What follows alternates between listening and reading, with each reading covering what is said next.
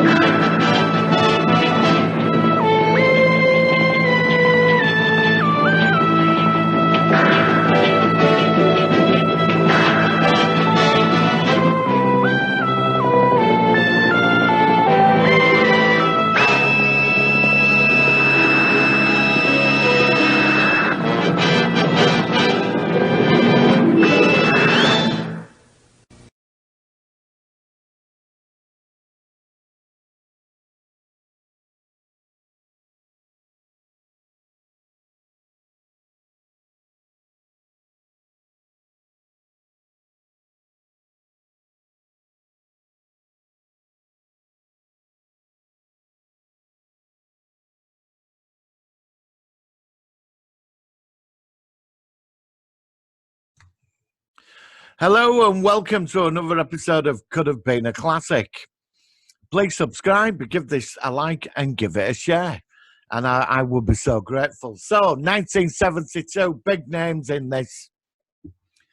And it's had so much flack for the last 40 years, probably even longer. 50 years. Right. In 1972, there was a sci-fi series that came out that really... Oh, I don't know. This has had a lot of flack, right? Firstly, you've got Dave Bowman from 2001, Couldve. You've got Harlan Ellison, who created the concept, scientific advisor Ben Bova. There's a special effects guy who works on all the big Hollywood movies. He walks off the set. They cut the budgets on this, and it's such a shame. Right, Starlost, 1972, right? I mean, I've had to sit through this shite, right? And there is something in this, right? It's bad, right? First, we've had quite an amazing guest stars in this. John Kalikos, Barry Moss, Angela Bastido, Walter Koenig, Mr. Chekhov, who comes back twice as a villain in the series. Right, Starlost. It's set in the far future. Earth's knackered. Something's happened on Earth, some kind of holocaust. So all the intelligent people, the philosophers, the scientists, all this, they built a ship that's like massive with biodomes. This thing set off into space to go to like find a new world to colonize. And in the first 100 years, one of the reactors went up and it killed the crew in between the biodomes. And through an emergency protocol, every biodome got shut off. Now, in each biodome's a different society of what mankind's been. So, like Couldve, Devon is called. His character comes from Cypress Hills. That's like, it's a backward, well, it's not backward. They're a farming colony, very Amish, sort of quite a simple people. They grow food and they have a religion and all this. And to them, the door that leads out into the corridor's like a big no-no, right? Devon's born in their society, keeps questioning things, finds out that the leader they're making out there's the voice of a god in there. It's the leader recording his voice and using a computer in there. So everybody does what he wants. He finds that out. They're going to stone him, the whole society. He's in love with this woman called Rachel. But she's been promised to Garth. And it's through genetics and all this. And Devon lost his parents years ago. But he keeps questioning. He knows this older elder who gives him a key. They're all after him, and he does. They run her through. The door opens, he disappears. And he's outside, like, freaking out, and he stands on a carpet, and this, like, say it's a rug, right? And he flies down the corridor. I mean, he goes flying down the corridor, crashes at the other side, finds a computer, and it tells him what's going on. That basically the last 400 to 500 years of what you believe has been a lie. You're on a big spaceship floating around in space, and you're going to crash into a star, and you need to get the reactors activated to turn the ship round, right? So you don't hit this star, right? Now, the arc. Now, I'm going to go into some details on this, right? So I'm going to explain. Starlost is a Canadian-produced science fiction television series created by Harlan Ellison, broadcast in 1972-1973. Canada and syndicated to local stations in the United States. The setting is a huge generational colony spacecraft called Earthship Ark, which has gone off course.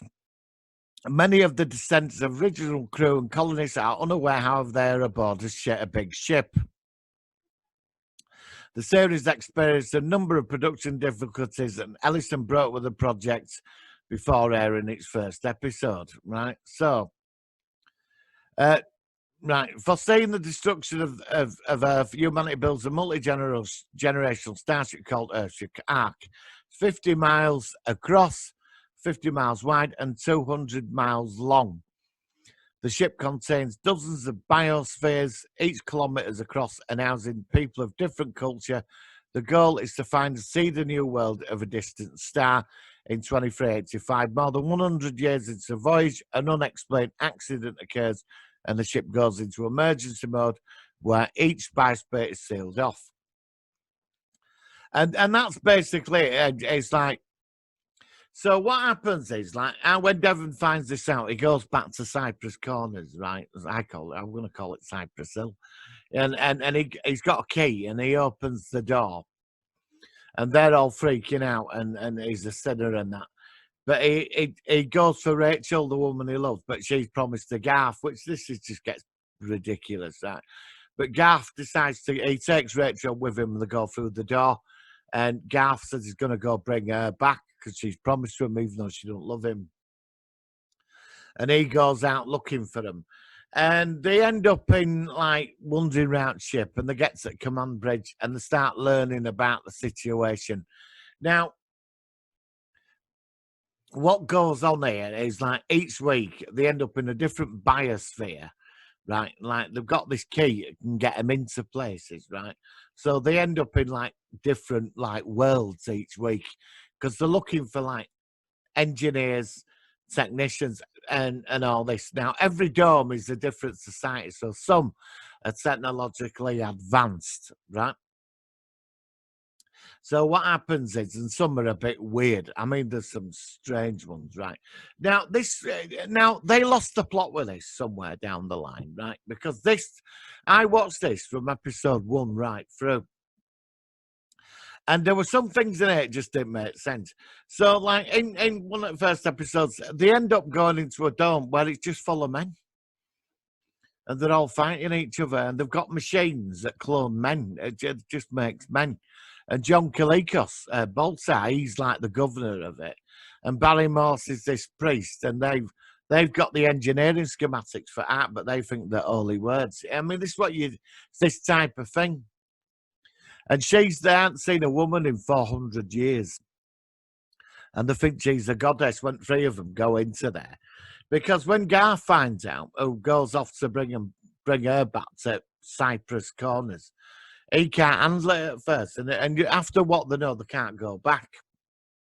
So the mission set out in this ship that's 200 miles long. We've got to go all these different worlds within the ship to find the right people. And they've got a computer that's absolutely useless. The computer just gets on my nerves.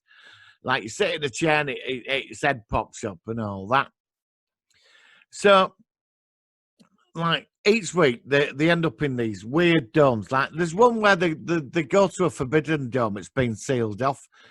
And they end up inside and it's full of pollution. And basically, they were selling, there was something called the Dome Wars centuries ago. And that they sealed these people in, and they built a big, massive army. I mean, where they're getting the resources from? I mean, they're in this dome, got factories full of pollution, and they've got tanks and laser guns and bombs, and they're ready to. They want to get out and sell weapons to all other domes and take over and all this. But everybody's dying in there because of pollution. And there's 2 cities. And that's quite a good one. I thought I could see where they were going with this episode.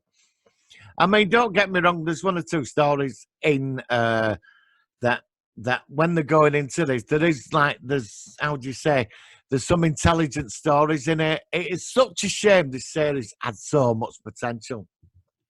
Right? Now, Devon, because they come from this farming community, it's 100 years behind everybody else. They've got this sense of honesty and all this, because when they turn up in these places, some people are like you've got these dictators and all these sort of weird scenarios going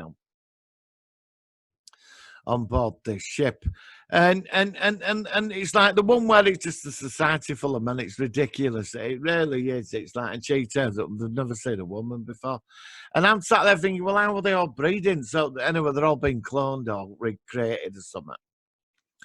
So that's what happens. But they're all just fighting each other for leadership.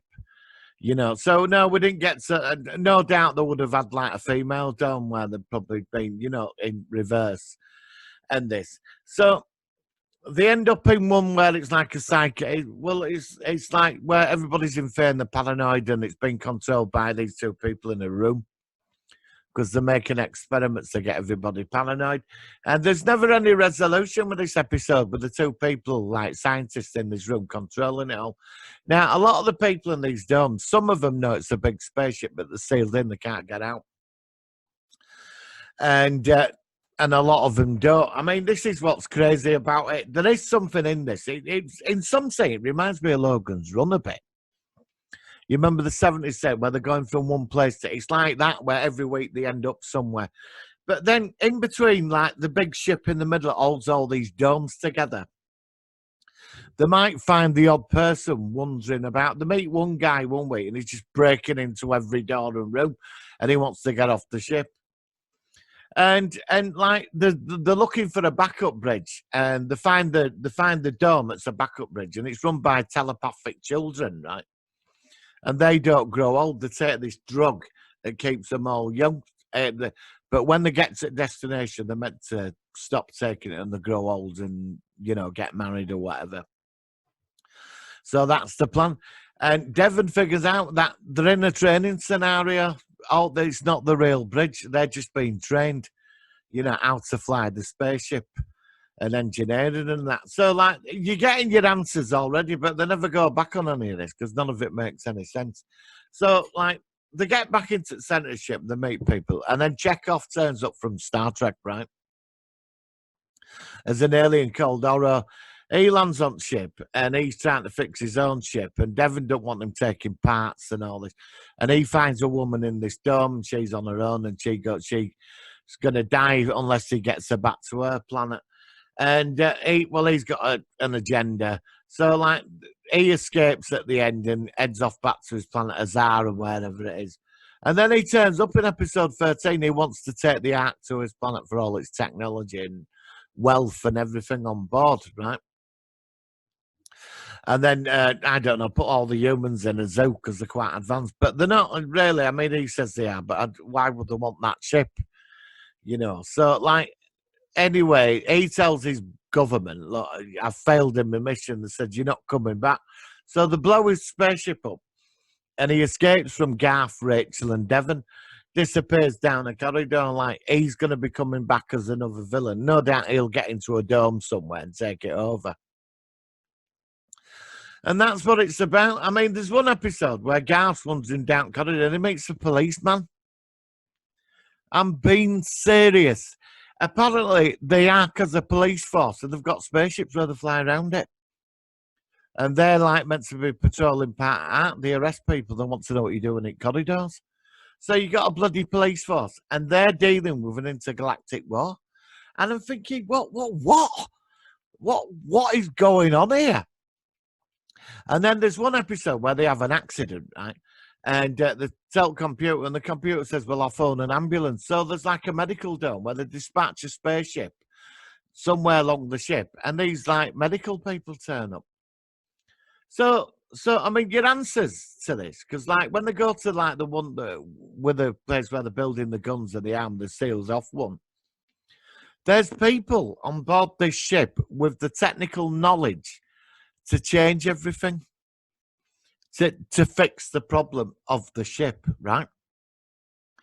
And each week they're still wandering around aimlessly, wandering around through each dome, down the corridors and coming across strange, weird things, right? And it's like, well, yeah, but last week you met people that, you met people that had trained to fly the bloody ship. There was one episode where they met an astronomer who's like, who knew about they're gonna get hit by a comet or an asteroid. The ship's been hit, the Ark. It's been hit, right? It's been hit. And there's a guy there's a genius, right? Who sort of like turns on the fossil and stops it. I mean, there's people on board this bloody ship that could sort, if you got them all together, they'd sort this thing out, right? And this is where it gets done. Because when I was watching it last night, going through like several episodes, I'm thinking, well, last week they met these engineering people, and then you've got a police force on board, and then and oh, this is where it even gets worse, right? There's an episode where they end up where this guy is trying to break out every week, and Mr. Chekhov is running around. He takes over Ark, right? There's the floor full of computers, and there's a robot called the Admiral, and it's running the bloody ship, and they can't fix it. And it's all there. And I'm sat there thinking, well, you've got all these robots. Well, why aren't they fixing the bloody ship? And it's just been like this 400 years at this situation. And they obviously recognises Devon because he's a human being that he's in charge. So, and then you've got like Mr. Chekhov doing a runner at the end of that episode. So he's on the loose in there, up to like trying to get the ship to his planet. But they've got this big robot that knows everything. And then they end up in another dome where it's all about fear and all this.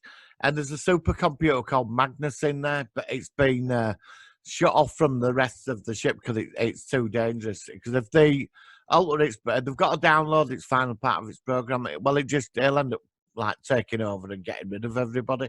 And all the other computers don't like it.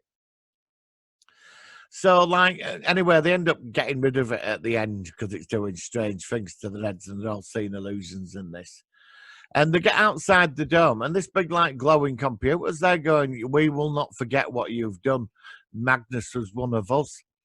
And that's the final, that's like, yeah.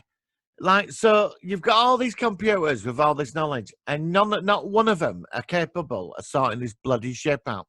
You've got a robot called the Admiral in this big computer room that is meant to be running the bloody ship. You've got a police force flying around looking for people to arrest you. And then you've got an ambulance service. And then in each dome, you've got one full of fellas, one that wants to invade all the others, and all these other strange, weird, like, societies, right? And I'm sat there thinking, yeah, but the people are on board to save the bloody ship. And I was getting annoyed at this last night. Now, they were using green screen. I mean, it is cheesy and it's cheap. They slashed the budgets for this. I mean, Douglas Trimble was involved in this, and Ben Bova was the scientific advisor, but I think Alan Ellison scarpered. And there were just loads of problems. I mean, listen to this, right? Listen to this. Development and production. Alan Ellison was approached by Robert Klein, a 20th century television producer, to come up with an idea for a science fiction series consisting of 8 episodes to pitch to the BBC as a co-production in February 1973. I'm sorry, I said 72, it's 73, but it did say 72 when I was reading about it last night. So between them times. The BBC rejected the idea. I can't blame them. Unable to sell Starlost for primetime, Klein decided to pursue a low-budget approach and produce it for syndication. By May, Klein had sold the idea to NBC and the Canadian TV network. Ellison claimed that to get Canadian government subsidies, the production was shot in Canada, and Canadian writers produced the scripts. From story outlines by Ellison, however, several produced episodes were written entirely by American writers. Before Ellison could begin work on the show's production Bible, he were off. A writer's strike begun. They cut back on budgets on the grounds that the production was only Canadians. Ellison went back to work on a Bible for the series, but then he'd gone again. The original show was to be filmed with special effects, camera developed by Doug Trumbull, and that guy's a legend, called the Magicam system, which wasn't invented for another 10 years, apparently, according to this. Well, the others were to a model background. The motion of both cameras was synchronized, scaled appropriately, allowing both the camera and the actors to move through model sets. The technology didn't work. Well, obviously it didn't work because you had these really awful sets. I mean, for 1973, 72, this was terrible. It was terrible. Filming went, and as the filming went on, Ellison grew disenchanted with the budget cuts, details that were changed, and what he characterized as a progressive dumbing down of the story. And this, well, I've had to sit through 16 bloody episodes of it, right? 16 episodes were made for Fox, decided not to pick up the options for the remainder of the series. Well, this is interesting. Reception impact. On March 1974, Ellison received the Writers Guild of America for Best Original Screenplay for the original script, the pilot scripts, as originally written, not the version that was filmed. A novelization of the script by Phoenix Without Ashes was published in 1975. And it was adapted into comic form by IDW Publishing. Ben Bova, an editorial analog science fiction and interviews in fanzine, made it clear how disgruntled he had been as a science advisor in 1975. He published a novel entitled Starcrossed, depicted a scientist taking a science advisor for a terrible science fiction series. Starlost has generally received a negative reception from historians of science fiction television. The Encyclopedia of Science Fiction described Starlost as dire, while the best of science fiction TV included the Starlost in its list of the worst science fiction shows of all time. Now, I'm going to be a bit sympathetic on this because we have to give it, the title, is it going to be a classic? Now, we've got to look at this. Now, I've gone over some of the stories and the effects. Right. Alan Ellison concepted the idea. That's the point, right? Doug Trumbull was going to work on special effects. He cleared off, right? And then Ben Bova, I've read most of his books, and he's one of my favorite all-time authors of all time. He cleared off. And then to top it off, you've got Dave Bowman from 2001, Keir Dullea, as the lead actor, head of the cast, because he's got a moustache and he looked like a 70s porn star, from the really cheesy movies. The production values of this, I can't blame BBC pulling out of this. But the whole thing of this is just awful. But there is some potential in here. And now you're going to be asking why. Some of the stories in this are quite good,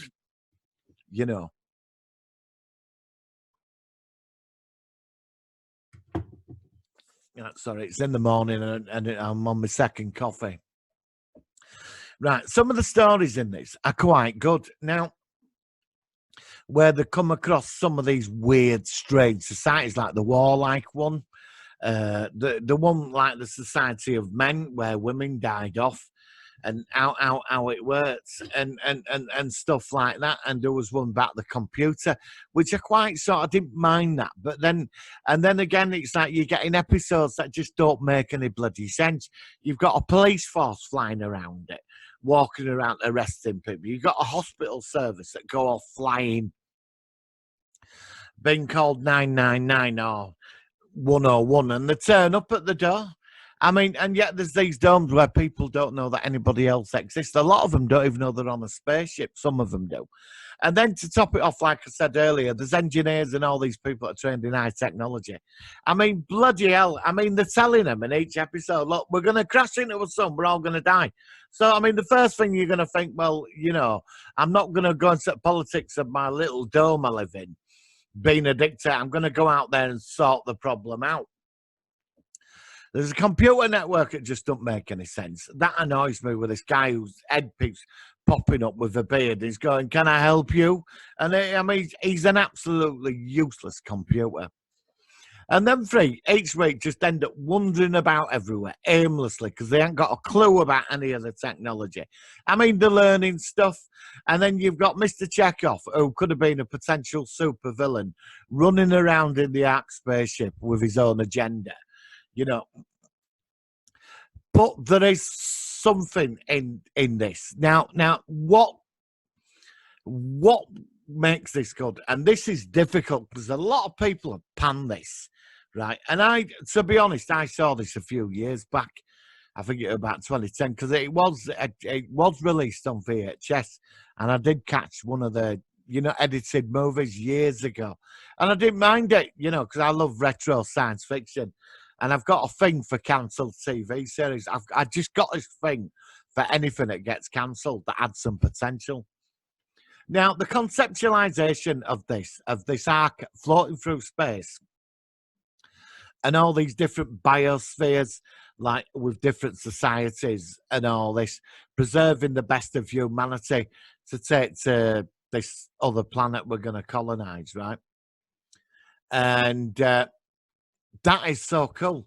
And the scope of this, it should have had the money put into it. Basically, the money should have been put into this because the scale of it is immense. I think today you could pull off Starlost wonderfully today, especially with modern CGI like this picture in the background like that. There is so much there that the stories could have been amazing, but you had top talent on this and they all cleared off. And then it just went up its own ass, this thing did. And for like, I'd say out of 16 episodes, I'd say about 4 were decent. You don't add any hope of, and that was down to the actors, especially like John Kaliakos. I mean, I love John Kaliakos. He's an amazing actor, and Barry Moss. I mean, they got Angela Bastido in this. I mean, don't worry. They end up in domes where there's women running around with next to nothing on, in go-go boots and hot pants and all the usual 70s sci-fi thing. But the effects, everything else in this is dire. And I don't like saying this because I want to find something decent in this because there was some potential. If this had have had the money put into it, I think Starlost today, oh, God, I'm nearly going to say it. If Starlost had gone a certain way and it had have had the budget and Alan Ellison had stuck around with Ben Botha and they got certain writers on, say, from the original Star Trek and some Twilight Zone writers, you get Rod Serling in. I mean, back at the time, you got some decent script writers in. It could have, I'm not saying it for this. Starlost could have been a classic, right? I'm not saying it is, right? But if it had gone a certain way. But the Starlost we got was it was a shitter, basically. And I don't like saying that. And part of me wants to award Starlost the title it could have been. And there's so much it could have been amazing in this. But from the first episode, it falls flat on its face. Now, I've read the novelization, which is totally different. I mean, it comes across as something much like you picture it a bit differently. But this, I mean, the effects, even the bloody music's irritating. It's got this like loud screaming, it like, and like, does all that, and you're like, oh, bloody hell. And then they're speeding through music. There's nothing really likable about this. But in my argument, where you may not agree with me, I think that of the conceptualization, there is something in here. There is. I mean, a big space art with all these different worlds, an alien trying to get in. I mean, the elements are all there. They're all there in Starlost.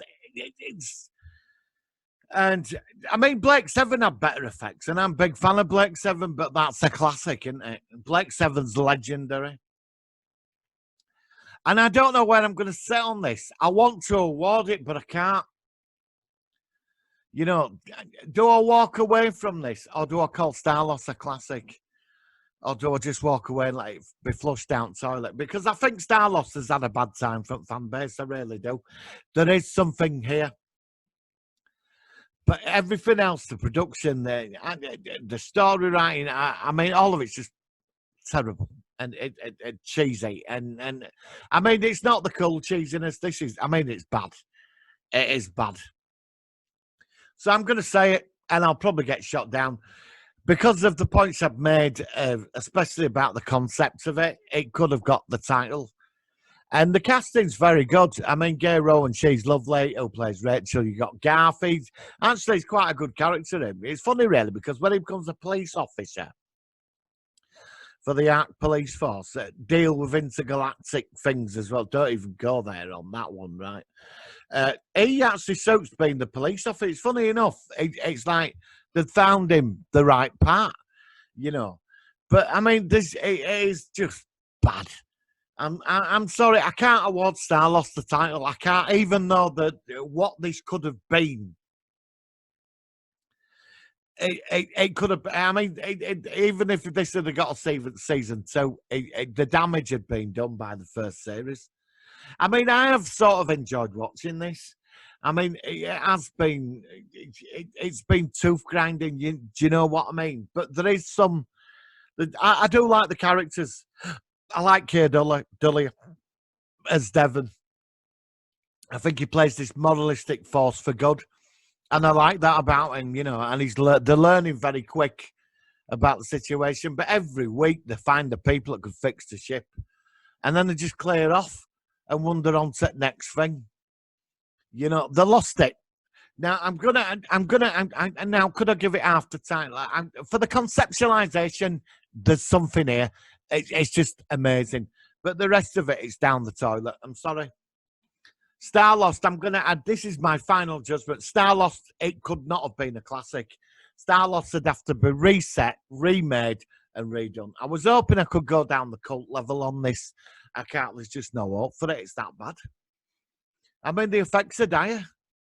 You know, even for that time, something of this scale needs money spending on it, and they tried making something cheap and nasty to get money quick. But the thing is, they've got a lot of big TV stars in it, you know, and so I think all the money went on the actors. I mean, rest of it were just, it's the story writing so bad, you know. So no, I'm not awarding it. It could have been a classic. No, I'm sorry, Starlost, you're down the toilet. Oh, you know, so this is episode 11. We've been on a journey of finding stuff, and, you know, a lot of it has been given the title. It could have been a classic, but this, no, down the toilet. Flushed it. So this is episode 11. We're reaching the end of season 2. So episode 12 will be on next week or over the weekend. I've got to find more shite to watch. I've got to like sit there, be brainless through a lot of it.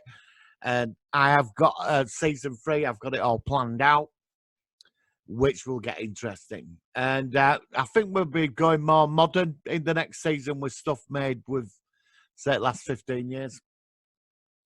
So, guys, please give this a share, give it a like, let me know your thoughts. But I'm sorry, Starlost, down the toilet.